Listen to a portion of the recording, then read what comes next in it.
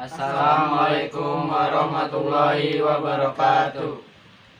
Halo, kita dari sekolah Seman 21 dari kelas 12 IPS 2. Nama saya Muhammad Mikdad Alfariji. Nama saya Hamid Labibari. Nama saya Adim Giyanto. Nama saya Adit Nugraha. Di sini kita akan mempresentasikan tentang perencanaan usaha kerajinan berdasarkan kebutuhan lingkungan sekitar atau pasar lokal.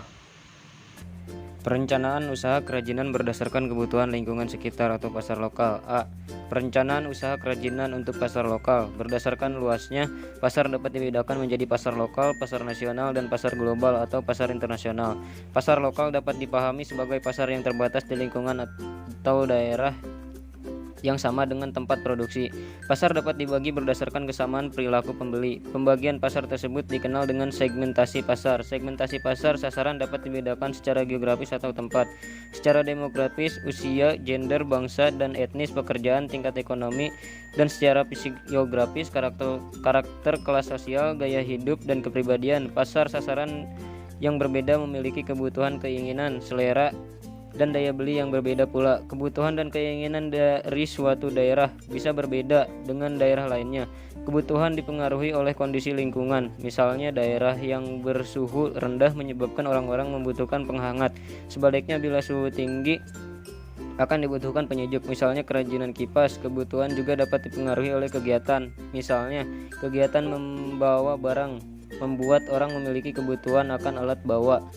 Kebutuhan akan suatu produk juga dapat disebabkan karena kebiasaan atau budaya. Kebiasaan memberi hadiah atau tanda mata kepada orang lain membuat munculnya kebutuhan akan produk yang unik atau khas daerah tertentu. Kebutuhan-kebutuhan tersebut dapat dipenuhi oleh produk kerajinan. Selain kebutuhan pasar, sasaran juga memiliki keinginan untuk memiliki produk. Pada umumnya muncul dari gaya hidup dan selera. Pada prinsipnya pasar terjadi karena adanya pemerintahan dan penawaran. Potensi pasar dapat diketahui melalui dua pendekatan, yaitu pendekatan permintaan dan pendekatan penawaran. Pendekatan permintaan adalah dengan mencari tahu kebutuhan dari pasar sasaran, sedangkan pendekatan penawaran mengandalkan pada kemampuan wirausahawan membuat produk inovatif. Kedua pendekatan ini dapat digunakan untuk mengenali potensi pasar. Ide pengembangan produk kerajinan untuk pasar lokal juga dapat diperoleh dengan mengenali kebiasaan di daerah setempat. Misalnya kebiasaan melepas alas kaki saat masuk ke dalam rumah. Kebiasaan tersebut membuka peluang pembangunan produk rak sepatu atau tempat penyimpanan alas kaki yang serasi dengan tempatnya diletakkan dan memudahkan penyimpanan dan pengembalian alas kaki.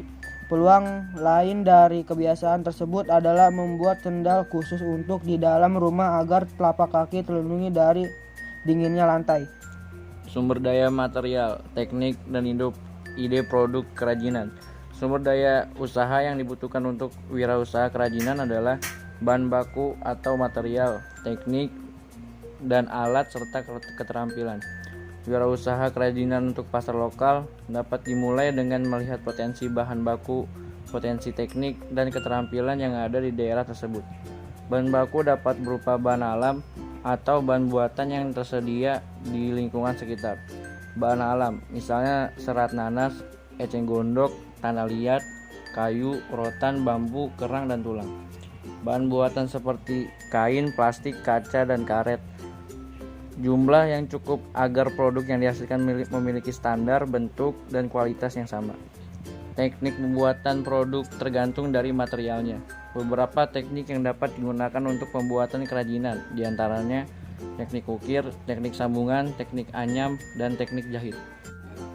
Perancangan produk didasari beberapa faktor pertimbangan, yaitu fungsi produk, penggunaan produk, material, teknik pembuatan, nilai estetis, dan harga jual.